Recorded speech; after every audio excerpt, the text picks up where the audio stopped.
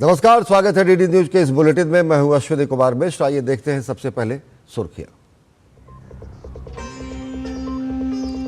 भारत के आधिकारिक दौरे पर पहुंचे नई दिल्ली। म्यांमार के राष्ट्रपति, विदेश मंत्री डॉक्टर एस जयशंकर से की मुलाकात। व्यापार, सीमा सुरक्षा और रक्षा पर विशेष फोकस।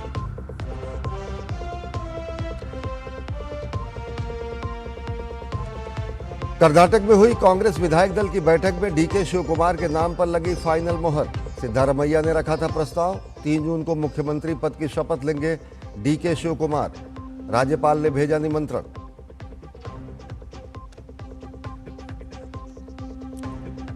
पश्चिम बंगाल में टीएमसी नेताओं को करना पड़ रहा है जनता के विरोध का सामना। उग्र भीड़ ने सांसद अभिषेक बनर्जी का किया विरोध। अपोलो अस्पताल से बेले व्यू हॉस्पिटल लेकर गई ममता बनर्जी।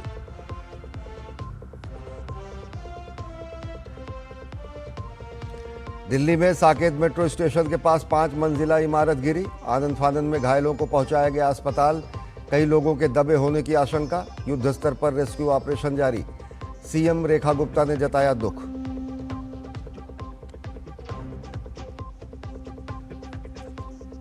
दिल्ली पुलिस ने आतंकी अंडरवर्ल्ड मॉड्यूल का किया पर्दाफाश। 8 आरोपियों को गिरफ्तार कर भेजा जेल। निशाने पर थे दिल्ली, मुंबई समेत 5 शहर।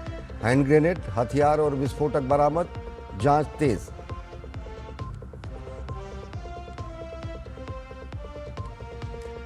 नौसेना शौर्य वाटिका के उद्घाटन के मौके पर बोले रक्षा मंत्री राजनाथ सिंह, सशक्त सेना और आत्मनिर्भर रक्षा उद्योग के दम पर सुरक्षित और समृद्ध राष्ट्र बनाने के लिए सरकार प्रतिबद्ध।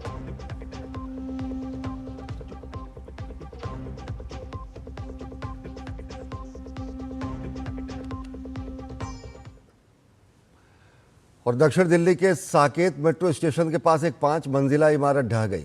दिल्ली फायर सर्विस के मुताबिक कुल 7 लोगों को रेस्क्यू किया गया है। बताया जा रहा है कि बिल्डिंग के मलबे में कई लोगों के फंसे होने की आशंका है। पुलिस और फायर ब्रिगेड की टीम मौके पर, साथ ही साथ एनडीआरएफ की टीम मौके पर पहुंच चुकी है। प्रशासन ने इलाके को घेर लिया और सभी एजेंसियां मिलकर तेजी से राहत कार्य में जुटी हुई हैं।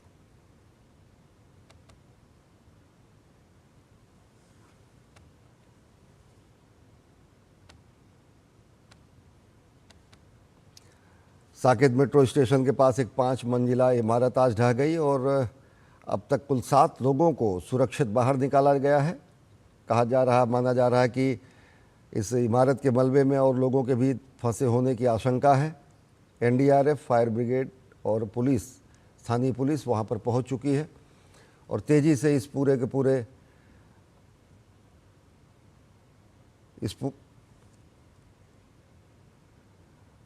पूरे मामले पर दिल्ली की मुख्यमंत्री ने ट्वीट किया है। दिल्ली के साकेत में इमारत गिरने के मामले में मुख्यमंत्री रेखा गुप्ता की प्रतिक्रिया सामने आई है। सोशल मीडिया प्लेटफॉर्म पर उन्होंने लिखा है, साकेत मेट्रो स्टेशन के पास इमारत गिरने की घटना से हम बेहद चिंतित हैं। एनडीआरएफ, दिल्ली अग्निशमन सेवा, Delhi police, DDMA, MCD, CATS और नागरिक सुरक्षा की टीमें युद्ध स्तर पर बचाव अभियान में लगी हुई हैं। फंसे हुए लोगों को सुरक्षित निकालने और प्रभावित परिवारों को तत्काल सहायता प्रदान करने के लिए हर संभव प्रयास किया जा रहा है। स्थिति पर कड़ी नज़र रखी जा रही है और सभी संबंधित एजेंसियां समन्वय में काम कर रही हैं। प्रत्येक नागरिक की सुरक्षा और कल्याण हमारी सर्वोच्च प्राथमिकता है। और इस खबर पर और अधिक जानकारी के लिए हमारे साथ हमारे संवाददाता दिव्यांशु जुड़े हैं। दिव्यांशु, क्या है ताज़ा स्थिति और जो इमारत ढही है उसकी स्थिति, या फिर इमारत ढहने के कारण, या फिर साथ ही साथ इस समय चल रहा राहत एवं बचाव कार्य, कृपया जानकारी दें। जी बिल्कुल अश्वनी जी, आपको बताना चाहूंगा कि दिल्ली फायर सर्विस और दिल्ली पुलिस को 7:44 पर ये एक बिल्डिंग ढहने की जो है वो जानकारी मिलती है। मौके पर दिल्ली पुलिस और दिल्ली फायर सर्विस जब पहुंचती है तो बिल्डिंग के मलबे में कई लोग दबे होते हैं और रेस्क्यू ऑपरेशन शुरू होता है। दिल्ली फायर सर्विस के मुताबिक ये जो बिल्डिंग बनी हुई है ये 3 फ्लोर तक तो पुरानी बिल्डिंग है और उसके ऊपर जो है वो कंस्ट्रक्शन का काम चल रहा था और आज शाम 7:15 बजे के आसपास ये बिल्डिंग एक दम से जो है गिर जाती है। और बिल्डिंग के जस्ट बराबर में एक टीन शेड है और टीन शेड के नीचे जो बच्चे हैं वो खाना खा रहे थे और जब मलबा उनके ऊपर गिरता है तो वो भी दब जाते हैं। फिलहाल प्रशासन से जो हमें जानकारी मिली है कि अभी तक करीब 8 लोगों को जो है वो रेस्क्यू कर लिया गया है और सभी को पास के अस्पताल में भर्ती कराया गया है। हालांकि उनकी स्थिति कैसी है इसके लिए हमें थोड़ा इंतजार करना होगा, लेकिन जो हमारे प्रशासन के सोर्सेज हैं वो यही बता रहे हैं कि उनकी स्थिति जो है वो काफी खराब है, गंभीर है। इसके अलावा न केवल Delhi fire service, Delhi police, बल्कि जो डीडीएमए की टीम होती है, एनडीआरएफ की टीम होती है और जो एनडीएमए की टीम होती है वो भी मौके पर पहुंच चुकी है और फिलहाल सर्च ऑपरेशन जारी है, क्योंकि जब इस तरह की घटना होती है तो एग्जैक्ट फिगर प्रशासन को नहीं पता चल पाता कि आखिर कितने लोग दबे हुए हैं और यही वजह है कि आसपास के लोगों से जो एग्जैक्ट संख्या है वो जुटाने की कोशिश की जा रही है और सर्च ऑपरेशन चलाया जा रहा है। उम्मीद है कि जल्द से जल्द ये सर्च ऑपरेशन जो है वो खत्म होगा और जो उपचार के लिए अस्पताल पहुंचे हैं 8 लोग वो स्वस्थ होंगे और जो है कुछ अच्छी खबर हमें मिलेगी। जी दिव्यांशु, एक चीज और जानना चाहेंगे कि आप कह रहे हैं कि घायलों की स्थिति के बारे में स्पष्ट तरीके से भी जानकारी नहीं दी जा सकती। 5 मंजिला इमारत थी, इसका मतलब काफ़ी और लोगों के मलबे में अभी होने की आशंका है। तकरीबन कितने परिवार थे या कितने फ्लैट थे? और ये जो बिल्डिंग थी 5वीं मंजिल पर निर्माण कार्य, आप बता रहे हैं 3 पर निर्माण कार्य था, तो ये अथराइज था, अनअथराइज था या फिर इस बारे में कोई आधिकारिक टिप्पणी किसी के द्वारा की गई है? और अब अमूमन अभी कितने और लोगों की आशंका है कि वो मलबे में हो सकते हैं? और बच्चे जो कि टीन शेड में जो बता रहे हैं जो घायल हैं उनकी भी स्थिति? देखिए बिल्कुल अश्विनी जी, आपको बताना चाहूंगा कि जब इस तरह की जो घटना होती है उसमें एग्जैक्ट फिगर जो है प्रशासन को नहीं पता चल पाता है और यही वजह है कि फिलहाल प्रशासन का मकसद ये है कि जो आस पड़ोस के लोग हैं उनसे एग्जैक्ट फिगर जो है वो पता चल पाए, क्योंकि ये जो मल्टी स्टोरी बिल्डिंग है इसमें अलग अलग परिवार रहते हैं और कई बार ऐसा होता है कि परिवार के कुछ सदस्य बाहर होते हैं, उनको जानकारी नहीं होती कि उनका जो है मकान ढह गया है और उनके अंदर कुछ लोग फंस गए हैं और वो वहां पर पहुंचते हैं। क्योंकि ये जो सैदुल्लाबाद ये जो इलाका है ये काफी हम कह सकते हैं कि नीचे कैटेगरी के लोग जो हैं इसमें रहते हैं, जो मजदूर कैटेगरी के लोग हैं वो भी यहाँ रहते हैं। तो कुल मिला के थोड़ा इंतजार करना होगा कि आखिर कितने लोग इसमें दबे हुए हैं, लेकिन फिलहाल जो फिगर हमें मिल पाई है कि सबसे पहले जब दिल्ली पुलिस वहां पर पहुंचती है, क्योंकि पीसीआर कॉल के बाद तुरंत दिल्ली पुलिस के जो पुलिसकर्मी होते हैं लोकल थाने के वो पहुंचते हैं, तो उन्होंने करीब 3 लोगों को जो है वहां से बाहर निकाला आस पड़ोस के लोगों की मदद से। और उसके बाद जब दिल्ली फायर सर्विस पहुंचती है तो दिल्ली फायर सर्विस ने 4 लोग और निकाले और अब से कुछ ही मिनट पहले एक और जानकारी मिली है कि एक घायल को और निकाला गया है। तो रफली तौर पर 8 लोगों को तो निकाला गया ही गया है, बट अभी जो है एग्जैक्ट फिगर प्रशासन पता कर रहा है कि कितने लोग दबे हो सकते हैं। इन 8 में बच्चों की क्या कुछ स्पष्ट संख्या है? जो आप बता रहे थे कि बगल में बच्चे भी थे जो टिन शेड में थे, बच्चों की स्थिति या बच्चों की संख्या या बच्चों के हालात के बारे में कोई स्पष्ट जानकारी? देखिए अभी फिलहाल इनिशियल स्टेज पर जो मैंने कुछ अधिकारियों से मेरी बातचीत हुई है तो 2 से 3 ऐसे बच्चे हैं जो कि उस टीन शेड में जो है वो खाना खा रहे थे। हालांकि अभी एग्जैक्ट प्रशासन कुछ भी कहने से बच रहा है, क्योंकि प्रशासन को ऐसा लगता है कि अगर कुछ फिगर ऐसी मीडिया को दे दी तो बाद में अगर ऊपर नीचे कुछ होता है तो उनके ऊपर ही सवाल खड़े होते हैं। इसलिए फिलहाल प्रशासन जो है उनका साफ तौर पर कहना है कि हम सर्च ऑपरेशन चला रहे हैं, एग्जैक्ट फिगर जो है हम कुछ देर में बताएंगे जब पूरी तरीके से रेस्क्यू ऑपरेशन ओवर हो जाएगा। निश्चित तौर से सबसे ज़्यादा जोर इस समय राहत एवं बचाव की स्थिति पर होता है और अन्य चीज़ें तो बाद में होती। बहुत बहुत धन्यवाद दिव्यांशु हमसे जुड़ने के लिए और जानकारी साझा करने के लिए। और भारत दौरे पर पहुंचे म्यांमार के राष्ट्रपति ने आज नई दिल्ली में विदेश मंत्री डॉक्टर एस जयशंकर से मुलाकात की। द्विपक्षीय सहयोग को और मजबूत करने की दिशा में भारत म्यांमार आगे बढ़ रहे हैं। म्यांमार के राष्ट्रपति का दौरा कितना खास है, देखिए हमारी खास रिपोर्ट। म्यांमार के राष्ट्रपति मीन आंग हलाइंग 5 दिवसीय आधिकारिक भारत दौरे पर हैं। नई दिल्ली पहुंचने पर म्यांमार के राष्ट्रपति की आज विदेश मंत्री एस जयशंकर के साथ मुलाकात हुई। इस यात्रा का उद्देश्य व्यापार, संपर्क, सीमा सुरक्षा और रक्षा के क्षेत्र में द्विपक्षीय सहयोग को बढ़ाना है।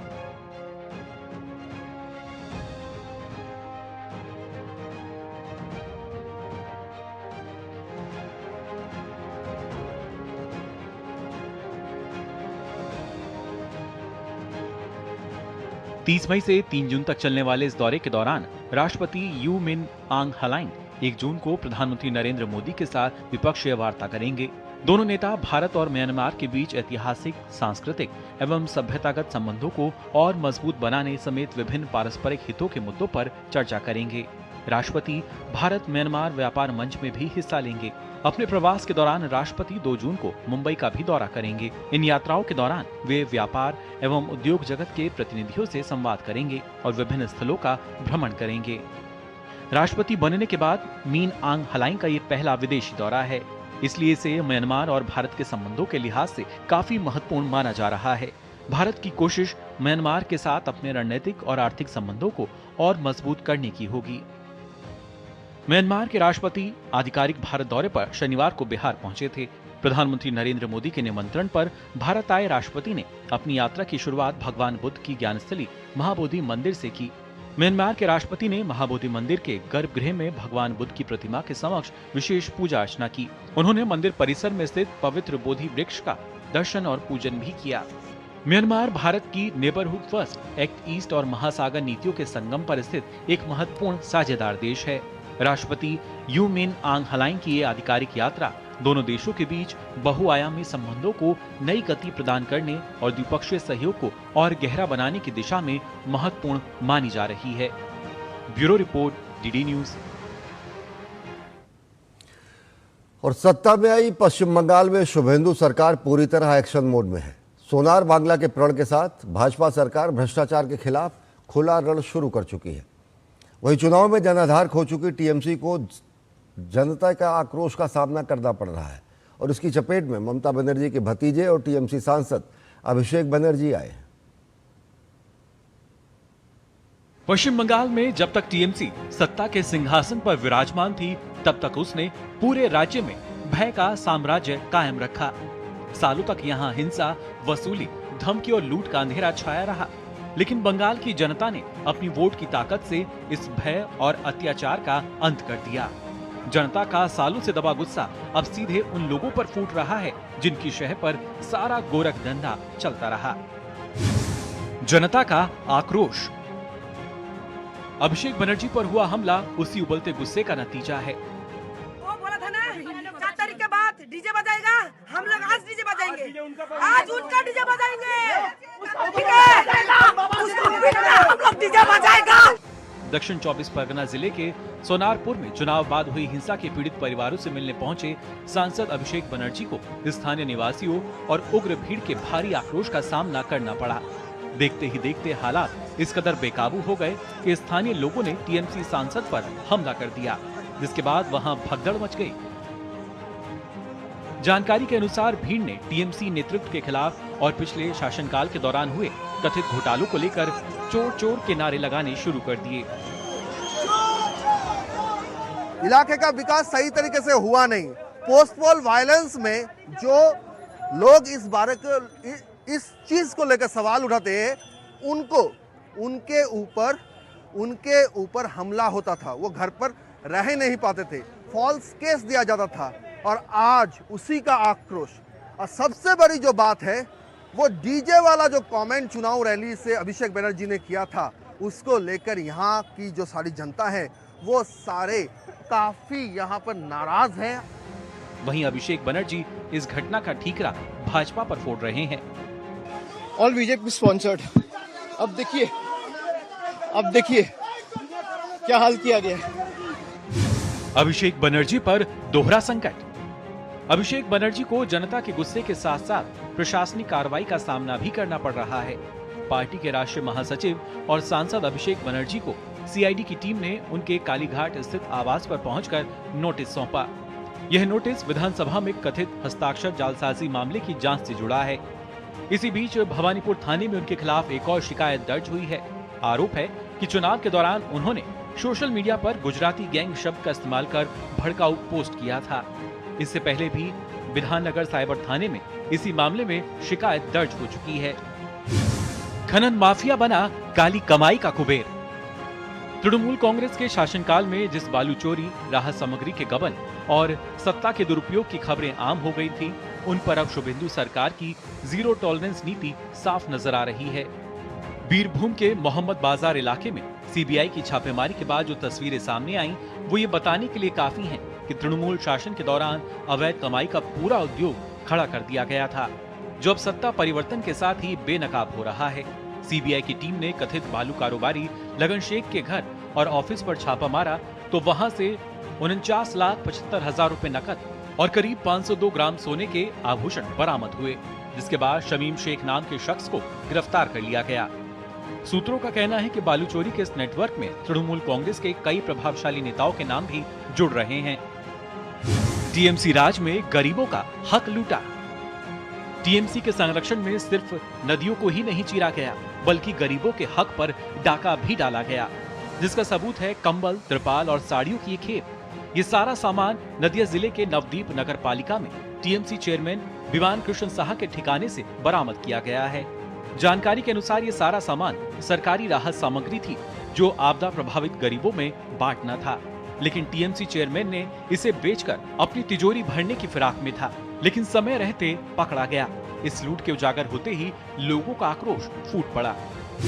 बंगाल के अच्छे दिन। भ्रष्टाचार पर सख्ती के साथ साथ शुभेंदु सरकार विकास की दिशा में भी कदम बढ़ा रही है। मंत्री दिलीप घोष ने स्पष्ट कहा, टाटा जैसे कई उद्योगपति बंगाल में आना चाहते हैं। ऐसे में सरकार उनसे बात कर रही है और उद्योग लगाने के लिए जरूरी रणनीति पर काम किया जा रहा है। टाटा जैसा बहुत सारा उद्योगपति बंगाल में आना चाहते हैं। सरकार बदलते ही उनका फोन शुरू हो गया है, तो हम बोले कि बिल्कुल आपको बुलाएंगे और यहाँ काम करने का, बिजनेस करने का, इंडस्ट्री लगाने का सारी व्यवस्था देंगे। थोड़ी देर, 1-2 महीना समय लगेगा। यह संकेत साफ है कि पश्चिम बंगाल अब पुरानी राजनीति और लूट के मॉडल से आगे निकलकर सोनार बांग्ला के सपने को साकार करने की राह पर है। बालू माफिया, राहत घोटाले और सत्ता के दुरुपयोग के दौर से बंगाल थक चुका था। ऐसे में अब नई सरकार न सिर्फ गड़बड़ियों पर लगाम कस रही है, बल्कि बड़े उद्योगों को आमंत्रित कर रोजगार और विकास की नई कहानी लिखने की तैयारी में है। सौरभ दत्ता के साथ ब्यूरो रिपोर्ट, डीडी न्यूज। पश्चिम बंगाल के आपराधिक जांच विभाग यानी सीआईडी की टीम ने तृणमूल कांग्रेस के राष्ट्रीय महासचिव और सांसद अभिषेक बनर्जी को उनके कालीघाट स्थित आवास पर पहुंचकर नोटिस सौंपा है। सीआईडी अधिकारियों का ये दौरा कथित विधानसभा हस्ताक्षर जालसाजी मामले के जांच के सिलसिले में हुआ है। सूत्रों के अनुसार विधानसभा से जुड़े दस्तावेजों में कथित हस्ताक्षर जालसाजी के आरोपों को लेकर सीआईडी जांच चल रही है और इसी क्रम में यह कदम उठाया गया। वहीं नोटिस मिलने के बाद अभिषेक बनर्जी ने कहा कि वे सीआईडी अधिकारियों को नोटिस व्यक्तिगत रूप से देना था, इसलिए वे उनका आवास पर इंतजार कर रहे थे।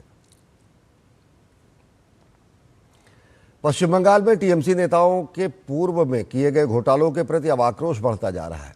सरकारी संपत्ति के गबन सहित कई आरोपों में विमान कृष्ण साहा की गिरफ्तारी के बाद अब पूर्व मंत्री अरूप रॉय के घर के सामने भाजपा कार्यकर्ताओं ने विरोध प्रदर्शन किया। घर के सामने स्थित गोदाम से कंबल, तिरपाल और अन्य सामान मेटाडोर वाहन में ले जाए जा रहे थे, जिसे भाजपा कार्यकर्ताओं ने रोक दिया। भाजपा का आरोप है कि सरकारी सामान वितरण के बजाय कहीं और भेजा जा रहा था। वहीं अरूप रॉय का कहना है कि सामान लोगों को देने के लिए ही रखा गया था और जिला अधिकारी को इसके बारे में पहले ही सूचित किया गया था।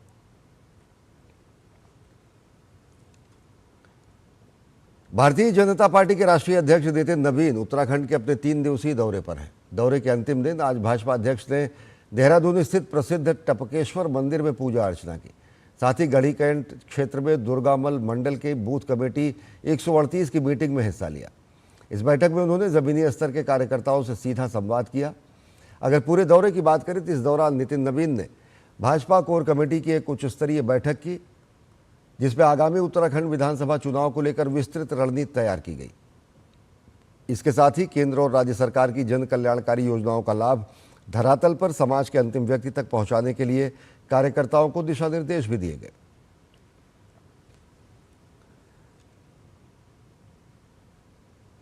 प्रधानमंत्री नरेंद्र मोदी रविवार को अपने मासिक रेडियो कार्यक्रम मन की बात के 134वें एपिसोड को संबोधित करेंगे। प्रधानमंत्री नरेंद्र मोदी की सोशल मीडिया प्लेटफॉर्म पर तस्वीर पोस्ट करते हुए नरेंद्र मोदी ने लिखा है, कल 31 मई को सुबह 11 बजे मन की बात का एपिसोड देखना न भूलें। समाज को बेहतर बनाने वाली प्रेरणादायक जीवन यात्राओं को दिखाना हमेशा ही सुखद अनुभव होता है।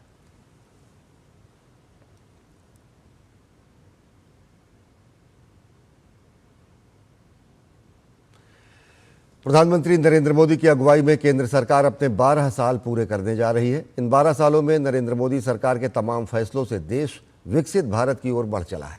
पिछले 12 साल में राष्ट्र प्रथम की भावना से मोदी सरकार ने तमाम जन कल्याणकारी कदम उठाए हैं। मोदी सरकार के 12 सालों के कामकाज पर डीडी न्यूज़ एक सीरीज चला रहा है, जिसमें हम दिखा रहे हैं कि कैसे इन सालों में सरकार के बड़े फैसलों से तमाम क्षेत्रों में बदलाव आए हैं। तो आइए देखते हैं हमारी खास सीरीज की खास पेशकश विकसित भारत की ओर बढ़ते कदम।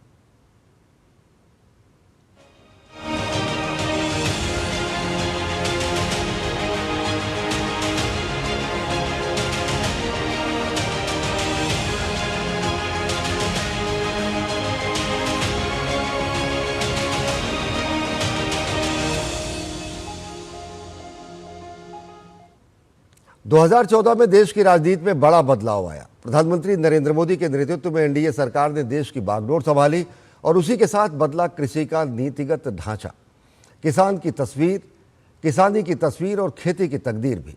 मोदी सरकार ने कृषि में कई नई तकनीकों का इस्तेमाल करते हुए नई योजनाओं को किसानों के खेतों तक पहुंचाया है। मोदी सरकार ने किसानों के लिए पीएम किसान सम्मान निधि, फसल बीमा योजना, पीएम सिंचाई योजना, डिजिटल खेती, एआई और ड्रोन तकनीक के उपयोग सहित एग्री इंफ्रास्ट्रक्चर फंड जैसे बड़े मॉडल पेश किए हैं।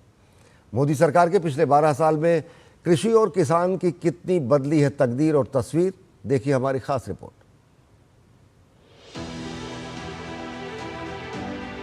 किसान कल्याण के प्रति प्रतिबद्ध मोदी सरकार ने वर्ष 2019 में छोटे और सीमांत किसानों के लिए एक बड़ा और दूरदर्शी फैसला लिया और वो था पीएम किसान सम्मान निधि योजना। इस योजना में किसानों को सालाना 6,000 रुपए की आर्थिक सहायता सीधे किसानों के बैंक खातों में भेजे जाने लगी। अब तक करीब 11 करोड़ से ज्यादा किसान इस योजना में पंजीकृत हो चुके हैं। 3 लाख करोड़ रुपए से ज्यादा डीबीटी के जरिए किसानों के खातों में ट्रांसफर किए जा चुके हैं। 2025-26 के बजट में अकेले पीएम किसान के लिए लगभग 63,500 करोड़ रुपए का प्रावधान रखा गया। यह दुनिया की सबसे बड़ी डीबीटी यानी डायरेक्ट बेनिफिट ट्रांसफर योजनाओं में से एक है। इस योजना के चलते किसान साहूकारों के कर्ज के बोझ से मुक्त हुआ। किसानों को आंधी, बारिश, तूफान, ओलावृष्टि जैसी प्राकृतिक आपदाओं से होने वाले नुकसान से राहत देने के लिए 13 जनवरी 2016 को प्रधानमंत्री फसल बीमा योजना को मोदी सरकार ने शुरू किया। इसका उद्देश्य प्राकृतिक आपदा, बाढ़, सूखा, ओलावृष्टि और फसल नुकसान की स्थिति में किसानों को आर्थिक सुरक्षा देना था। अभी तक करीब 11 करोड़ से अधिक किसानों को 1.93 लाख करोड़ का क्लेम भुगतान किया जा चुका है। हमारा कृषि क्षेत्र 14-15 के बाद 4.45% हर वर्ष उसकी ग्रोथ आई है, जो कि एक ऐतिहासिक ग्रोथ है, अनप्रेसिडेंटेड है। उससे पहले 14-15 से पहले कभी भी किसी 10 वर्ष में इतनी ज़्यादा ग्रोथ रेट एग्रीकल्चर सेक्टर में नहीं दर्ज की गई। वर्ष 2015-16 में हर खेत को पानी और पर ड्रॉप मोर क्रॉप के लक्ष्य के साथ प्रधानमंत्री कृषि सिंचाई योजना शुरू की थी। इसका उद्देश्य किसानों तक सिंचाई पहुंचाना, पानी की बचत करना और आधुनिक माइक्रो इरिगेशन तकनीक को बढ़ावा देना था। इस योजना के तहत ड्रिप और स्प्रिंकलर जैसी माइक्रो इरिगेशन तकनीकों को बढ़ावा मिल रहा है। सूखा प्रभावित क्षेत्रों में सिंचाई परियोजना को प्राथमिकता दी गई। मोदी सरकार ने वर्ष 2015 में देश भर में 100% नीम कोटेड यूरिया लागू किया। इसका उद्देश्य किसानों को पर्याप्त यूरिया उपलब्ध कराना, कालाबाजारी रोकना और खेती में यूरिया की दक्षता बढ़ाना था। सरकार के अनुसार नीम कोटेड यूरिया से यूरिया की गैर कृषि क्षेत्रों में होने वाली ब्लैक मार्केटिंग और होर्डिंग पर बड़ी रोक लगी। इससे किसानों को समय पर यूरिया मिलने लगा और मिट्टी की गुणवत्ता में भी सुधार हुआ। नीम कोटेड यूरिया के उपयोग से धान, गन्ना, मक्का और सोयाबीन की पैदावार में लगभग 17% तक वृद्धि दर्ज की गई। साथ ही कीटनाशकों के उपयोग और खेती की लागत में भी कमी आई।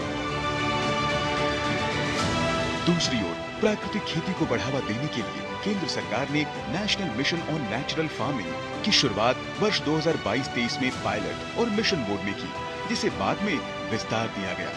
इस मिशन के तहत रसायन मुक्त खेती को बढ़ावा देने के लिए किसानों को प्रशिक्षण, मॉडल फार्म और वित्तीय सहायता दी जा रही है। सरकार ने इस मिशन के लिए करीब 2500 करोड़ रुपए से अधिक का बजट निर्धारित किया है, ताकि प्राकृतिक खेती को देश भर में बढ़ाया जा सके। देश के कई राज्यों में इसके बेहतर परिणाम सामने आ रहे हैं। बड़े बदलावों के लिए मोदी सरकार ने कृषि में डिजिटल मॉडल पर बड़ा जोर दिया। एआई और ड्रोन टेक्नोलॉजी आधारित खेती जैसी योजनाओं को जमीनी स्तर पर उतारने के लिए बड़े और किसान हितैषी फैसले लिए गए। किसान क्रेडिट कार्ड की शुरुआत किसानों को आसान और सस्ता कृषि ऋण देने के लिए की गई थी। इस योजना के तहत किसानों को बीज, खाद, सिंचाई और खेती की अन्य जरूरतों के लिए बैंक से क्रेडिट सुविधा मिलती है। इसमें सामान्य ब्याज दर लगभग 7% है, जबकि सरकार की 2% ब्याज सब्सिडी और 3% समय पर भुगतान प्रोत्साहन के बाद प्रभावी ब्याज दर करीब 4% रह जाती है। ये सुविधा जमीन मालिक किसानों के साथ साथ बटाईदार, किराएदार किसान, डेयरी, मछली पालन और अन्य कृषि से जुड़े किसानों को भी मिलती है। अभूतपूर्व उपलब्धियां एग्रीकल्चर सेक्टर में रही हैं और उनसे आगे के लिए भी आशा इस सेक्टर से और ज़्यादा बनी। देश के कृषि और किसानों के लिए बड़ी योजनाओं के साथ ही मोदी सरकार ने पिछले 12 वर्षों में एमएसपी 1.5 गुना या कुछ फसलों पर उससे भी अधिक तक बढ़ाकर किसानों के उत्पादन की सरकारी खरीद की। सरकार ने ये सुनिश्चित किया है कि किसान को उसकी फसल की लागत का कम से कम 50% मुनाफा जरूर मिले। प्रधानमंत्री नरेंद्र मोदी का लक्ष्य भारत की कृषि को सहायता आधारित मॉडल से स्थायी आय वाले मॉडल तक पहुंचाने की रही है, जिसमें भारत आज तेजी से आगे बढ़ रहा है।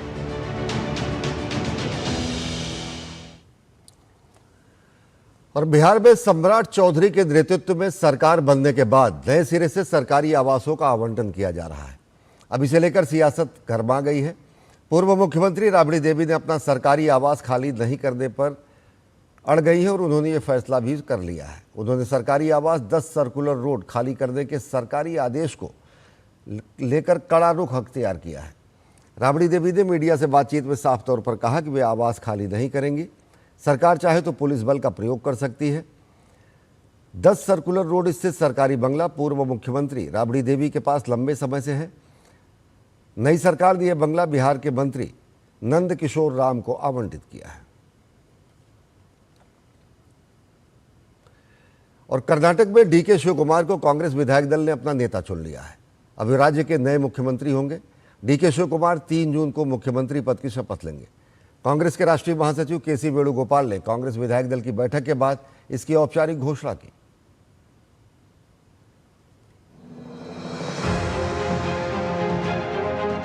कर्नाटक में कांग्रेस के सियासी नाटक के बीच डीके शिवकुमार के मुख्यमंत्री बनने का रास्ता साफ हो गया है। कांग्रेस विधायक दल की बैठक में पार्टी के प्रदेश अध्यक्ष डीके शिवकुमार को विधायक दल का नेता चुना गया। कर्नाटक के अगले मुख्यमंत्री के चयन के लिए सीएलपी की बैठक विधान सौध में हुई, जिसमें सर्वसम्मति से शिवकुमार के नाम पर मोहर लग गई। डीके शिवकुमार के नाम का प्रस्ताव सिद्धारमैया ने रखा था। कांग्रेस नेता डॉक्टर जी परमेश्वर ने इसका अनुमोदन किया। बैठक में सभी ने एक मत से इसका समर्थन किया।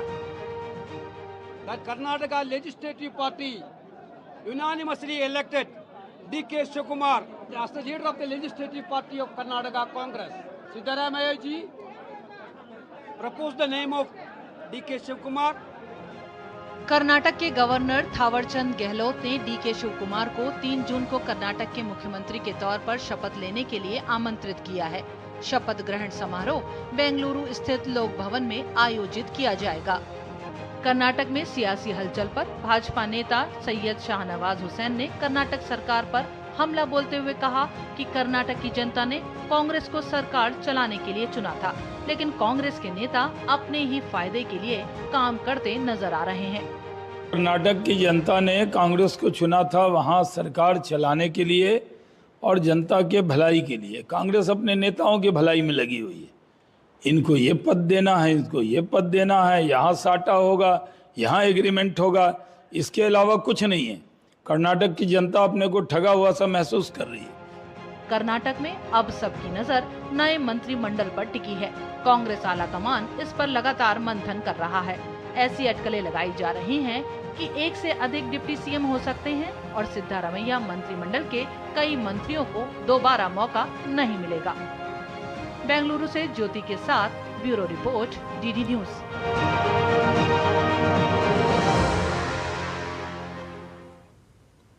पूर्व प्रधानमंत्री और भारत रत्न अटल बिहारी वाजपेयी के जीवन, विचार और राजनीतिक विरासत को याद करते हुए नई दिल्ली के इंदिरा गांधी राष्ट्रीय कला केंद्र में विशेष कार्यक्रम का आयोजन किया गया।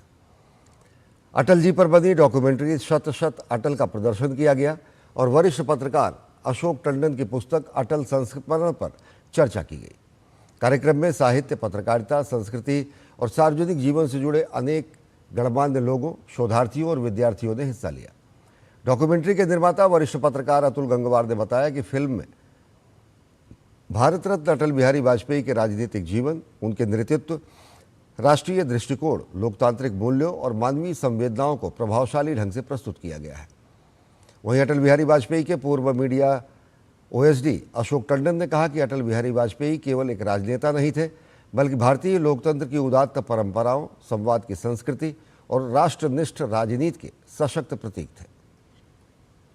मैंने उनको करीब से देखा, उनको जो कितने बड़े महामानव थे वो, और श्रद्धांजलि के रूप में मैंने इस पुस्तक को लिखा है और उसमें कई संस्मरण भी दिए हैं, कई रोचक प्रसंग भी हैं कि अटल जी के कैसे संबंध थे अपनी पार्टी के नेताओं के साथ, कैसे मिलकर वो सरकार चलाते थे, कैसे गठबंधन की सरकार चलाई उन्होंने और किस तरह से विपक्ष के नेताओं के साथ उनके संबंध रहते थे।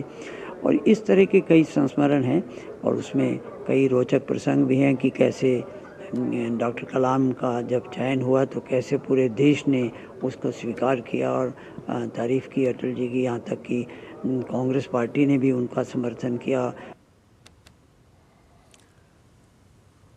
अटल जी को जिस तरीके से जानना समझना चाहिए और वर्तमान राजनीतिक परिप्रेक्ष्य में भी जिस तरीके की चीज़ें हैं, तो मुझे लगता है कि वो एक बहुत महत्वपूर्ण व्यक्तित्व हैं। तो उसके बारे में मुझे सौभाग्य मिला कि इस फिल्म को मैं प्रोड्यूस कर पाया और मुझे लगता है कि ये एक ऐसा दस्तावेज तो बना है कि जो आने वाली पीढ़ियों के लिए एक थोड़ा सा अटल जी को जीवित रखेगा उनके बीच में। देश भर के स्नातक पाठ्यक्रमों में प्रवेश के लिए आयोजित CUET UG 2026 परीक्षा आज कुछ केंद्रों पर तकनीकी खराबी के कारण देर से शुरू हुई। राष्ट्रीय परीक्षा एजेंसी NTA ने छात्रों और अभिभावकों को हुई इस असुविधा के लिए खेद व्यक्त किया है। सोशल मीडिया प्लेटफॉर्म X पर प्रभावित उम्मीदवारों को दोबारा परीक्षा देने के अवसर देने की घोषणा की गई है। NTA ने X पर लिखा, आज हुई तकनीकी समस्या के कारण कुछ CUET UG 2026 के उम्मीदवारों को परेशानी हुई। जिन उम्मीदवारों ने बायोमेट्रिक पंजीकरण कराया था और आज सुबह की पाली में अपने परीक्षा केंद्रों पर उपस्थित थे, लेकिन तकनीकी खराबी के कारण परीक्षा पूरी नहीं कर पाए, उन्हें परीक्षा देने के लिए एक और अवसर मिलेगा। NTA के मुताबिक लगभग 95% अभ्यर्थियों ने परीक्षा दोबारा शुरू होने के बाद अपनी परीक्षा पूरी की, जबकि 3,765 अभ्यर्थी जो परीक्षा केंद्रों पर उपस्थित थे और बायोमेट्रिक पंजीकरण पूरा कर लिए थे, दोबारा परीक्षा शुरू होने से पहले परीक्षा केंद्र छोड़कर चले गए थे। NTA ने कहा कि इन अभ्यर्थियों के लिए दोबारा परीक्षा आयोजित की जाएगी। परीक्षा की नई तारीख और विवरण अलग से घोषित किए जाएंगे।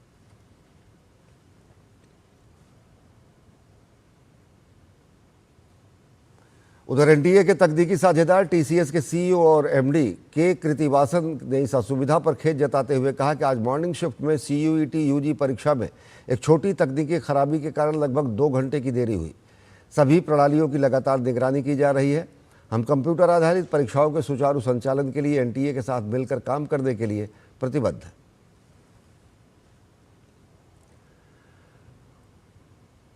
भारत निर्वाचन आयोग ने चुनावी प्रक्रिया में पारदर्शिता और समावेशिता के प्रति अपनी प्रतिबद्धता दोहराई है।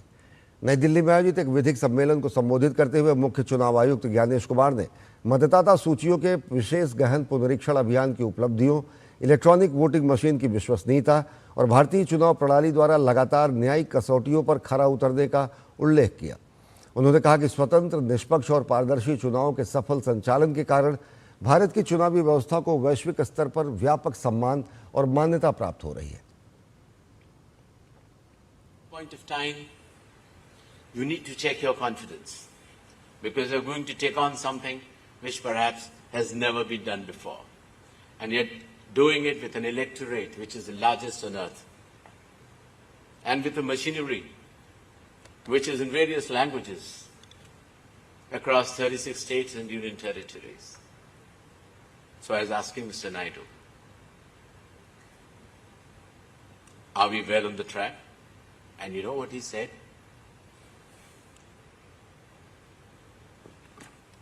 To implement any law, to implement any law,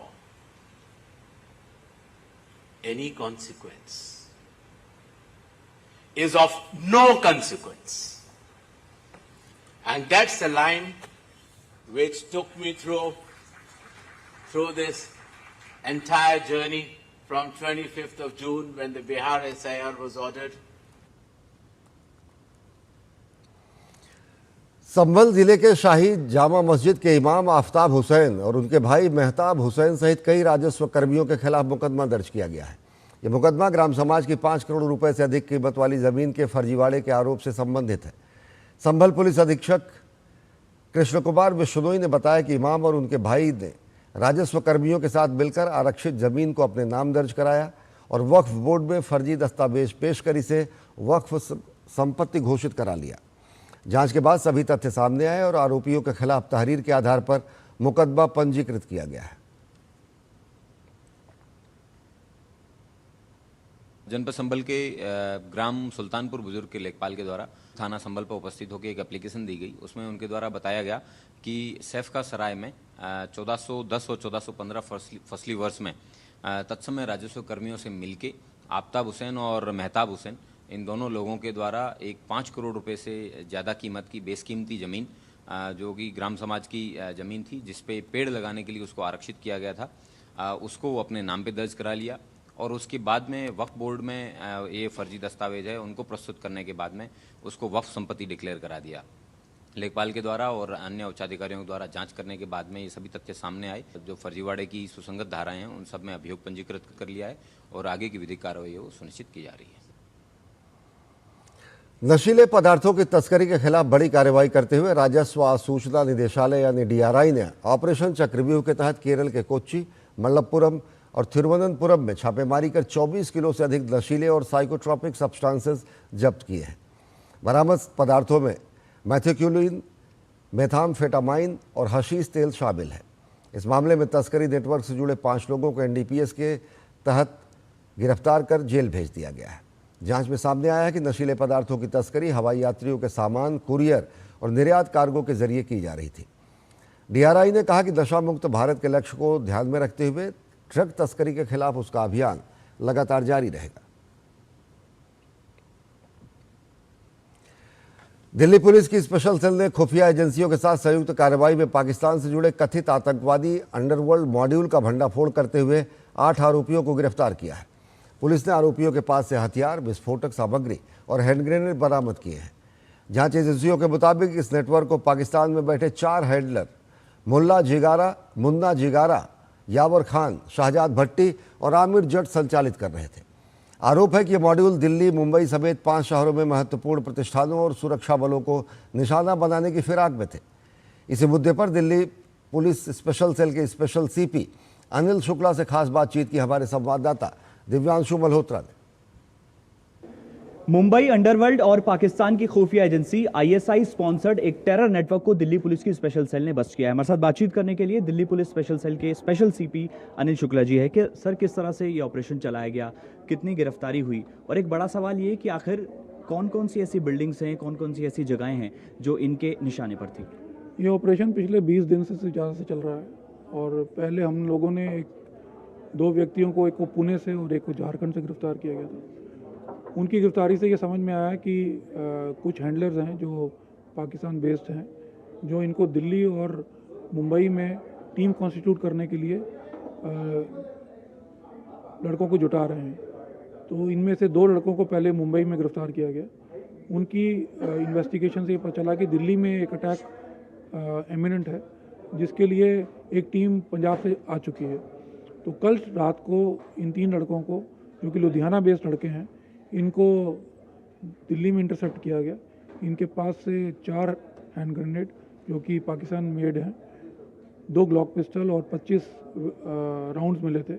और इनके निशाने पे मुंबई में इम्पोर्टेंट पब्लिक पार्क्स, कुछ ब्रिजेज़ हैं जिनकी फ़ोटो वगैरह इनके और वीडियोज़ इनके फ़ोन से मिली हैं जो इन्होंने शेयर की हैं।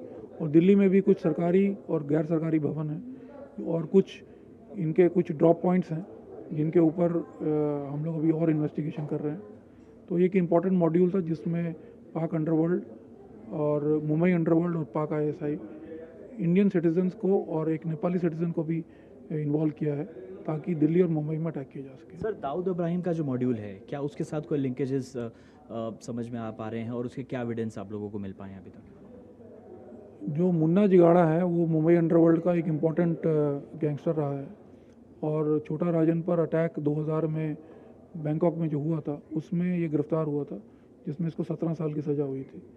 यही मुन्ना जिगाड़ा अभी जो दिल्ली की जो टीम हमने पकड़ी है इसके डायरेक्ट कांटेक्ट में था। ही वाज हैंडलिंग देम और उसने ये कहा था कि वो अटैक करें और मैक्सिमम सिक्योरिटी पर्सनल को अटैक करें। तो ये एक इम्पॉर्टेंट एस्पेक्ट है कि ये अंडरवर्ल्ड भी ISI के स्पॉन्सर्ड जो अटैक्स हैं उससे जुड़ा हुआ है। बहुत बहुत शुक्रिया हमसे बातचीत करने के लिए। तो कुल मिला के मुंबई अंडरवर्ल्ड और पाकिस्तान की जो ISI है, खुफिया एजेंसी जो है, उसका स्पॉन्सर्ड एक टेरर नेटवर्क जो है दिल्ली और मुंबई के कई ऐसे इलाके हैं जहां पर हमला करने जा रहा था, लेकिन दिल्ली पुलिस की स्पेशल सेल को इसकी भनक मिलती है और इस पूरे नेटवर्क का, इस पूरे मॉड्यूल का भंडाफोड़ किया जाता है। कैमरामैन भीम के साथ दिवांशु मल्होत्रा, दूरदर्शन समाचार, दिल्ली। जम्मू कश्मीर के राजौरी जिले के मंजाकोट सेक्टर में सुरक्षा बलों का बड़ा सर्च ऑपरेशन लगातार 8वें दिन भी जारी रहा। इलाके के गंभीर मुगलान और डोरीमल में बेहद घने जंगली क्षेत्र में भारतीय सेना, जम्मू कश्मीर पुलिस और CRPF के जवानों ने संयुक्त रूप से मोर्चा संभाल रखा है।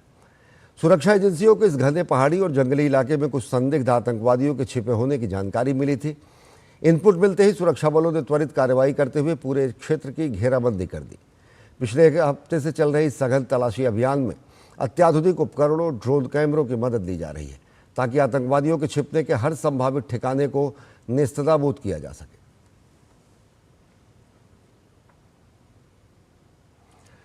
दिल्ली पब्लिक स्कूल RK पुरम की डिजिटल एक्सीलेंस सोसाइटी ने साइबर सुरक्षा क्लब के सहयोग से मिलकर अपने वार्षिक कार्यक्रम डाइजेक्स इनटू साइबरएक्स 2026 का आयोजन किया।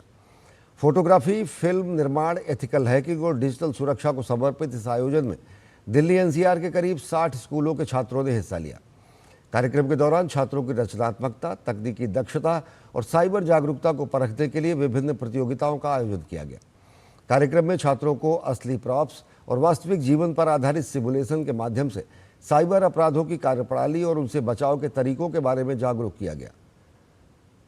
कार्यक्रम का उद्देश्य युवाओं में डिजिटल सुरक्षा के प्रति जागरूकता बढ़ाने के साथ फोटोग्राफी और साइबर तकनीक के क्षेत्र में छात्रों की प्रतिभा को प्रोत्साहित करना था।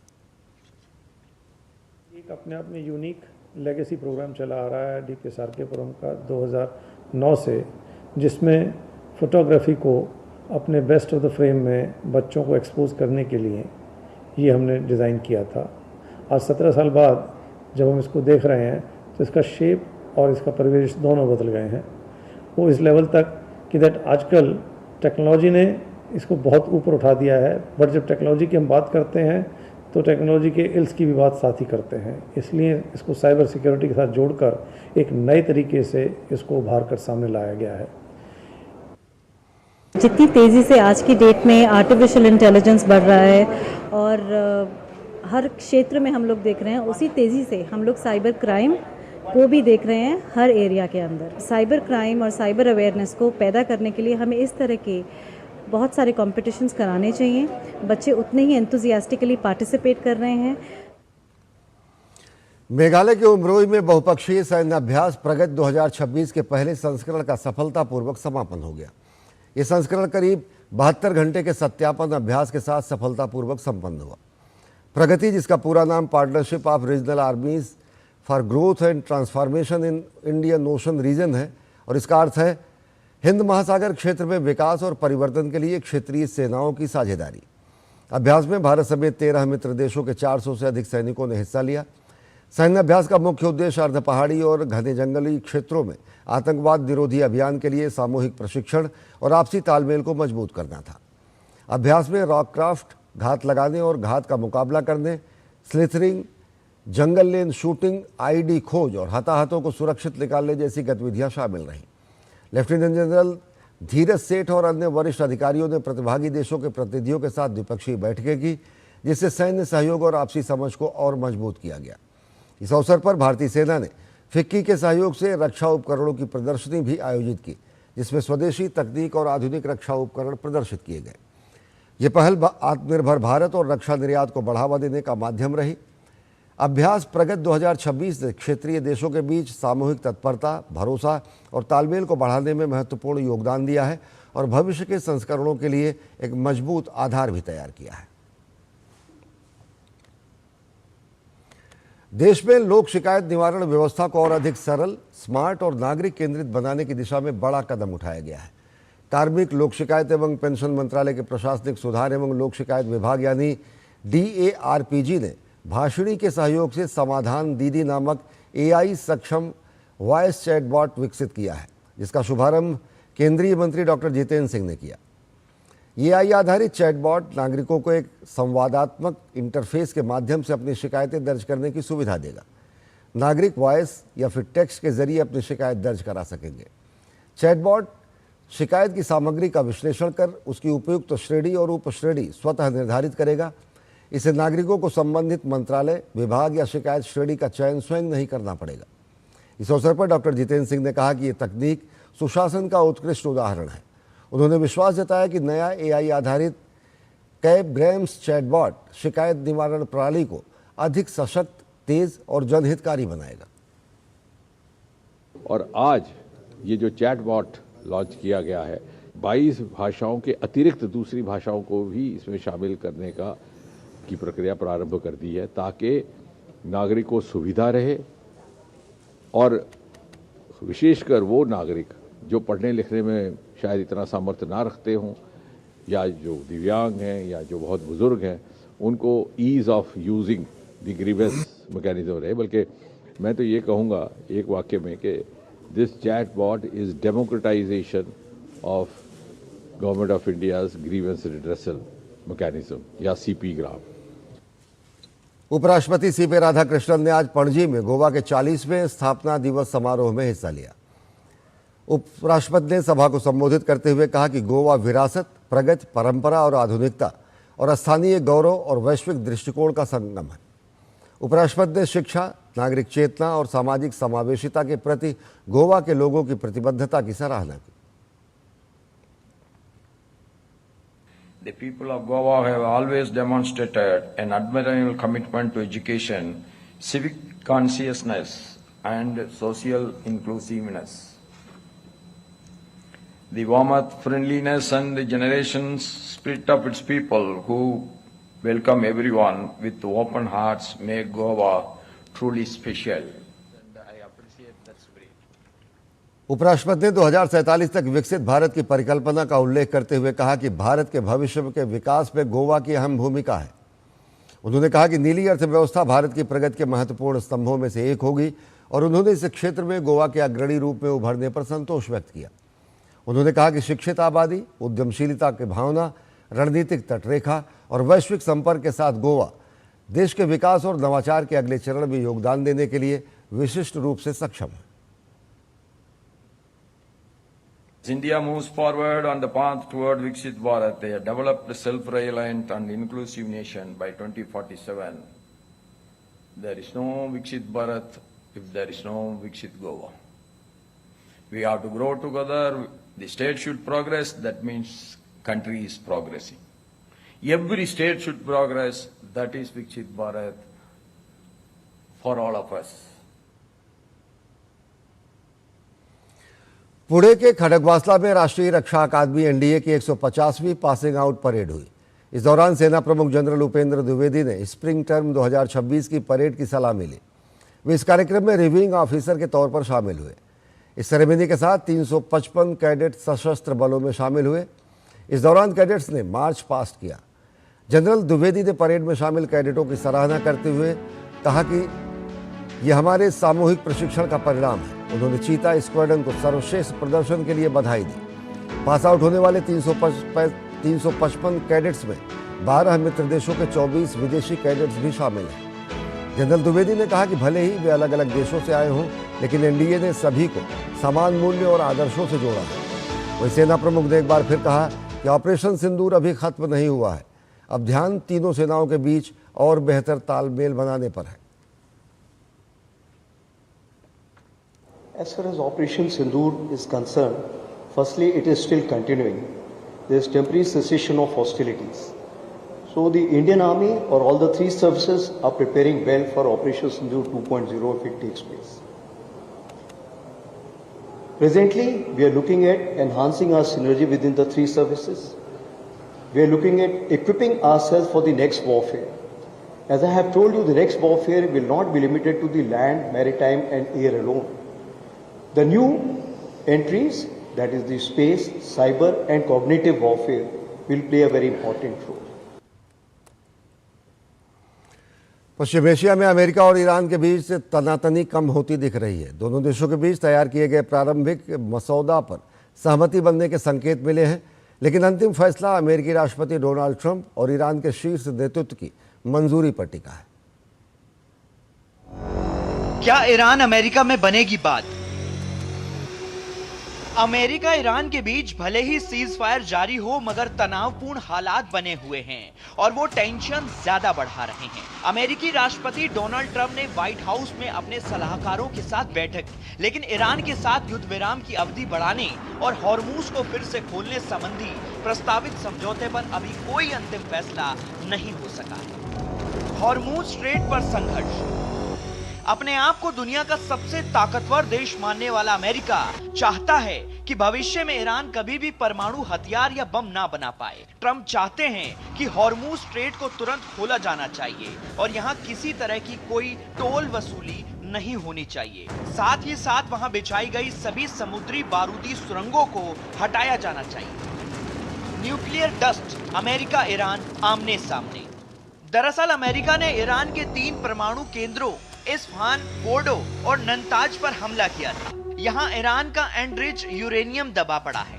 ट्रंप इसे ही निकालने की जिद पर अड़े हुए हैं। न्यूक्लियर डस्ट जमीन के बहुत नीचे दबी हुई है और अमेरिका खोदकर बाहर निकालना चाहता है। क्या है ईरान की प्लानिंग? बताया जा रहा है कि ईरान अधिकारी फिलहाल युद्ध समाप्त करने पर ध्यान लगा रहे हैं और इस समय परमाणु योजना के विवरण पर चर्चा नहीं कर रहे हैं। ईरानी संसद की राष्ट्रीय सुरक्षा समिति के प्रमुख इब्राहिम अजीजी ने सोशल मीडिया पर लिखा, ईरान शर्तें तय करेगा, नगद के बदले नगद, लाभ के बदले लाभ, मुफ्त में कुछ नहीं।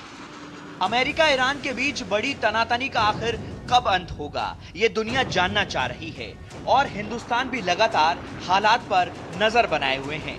भारत की नीति स्पष्ट है कि विश्व में शांति बनी रहनी चाहिए और टेंशन के बजाय ट्रेड पर फोकस होना चाहिए। लिहाजा आने वाले दिन बेहद अहम है, क्योंकि यह तय होगा कि आखिर महायुद्ध का सायरन बजेगा या फिर शांति की उम्मीद दिखेगी। Bureau report, DD news.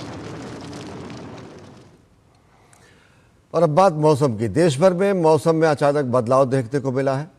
देश के विभिन्न हिस्सों में तेज बारिश हुई है। हरियाणा, चंडीगढ़, तिरुवनंतपुरम और देश के कई क्षेत्रों में जोरदार बारिश दर्ज की गई है। बारिश होने की वजह से भीषण गर्मी से लोगों को राहत मिली है। बारिश होने की वजह से तकरीबन 15 डिग्री सेल्सियस तापमान में गिरावट भी दर्ज की गई है। तो बुलेटिन में फिलहाल इतना ही। देश और दुनिया की ताज़ा तरीन खबरों के लिए देखते रहिए डीडी न्यूज़। नमस्कार।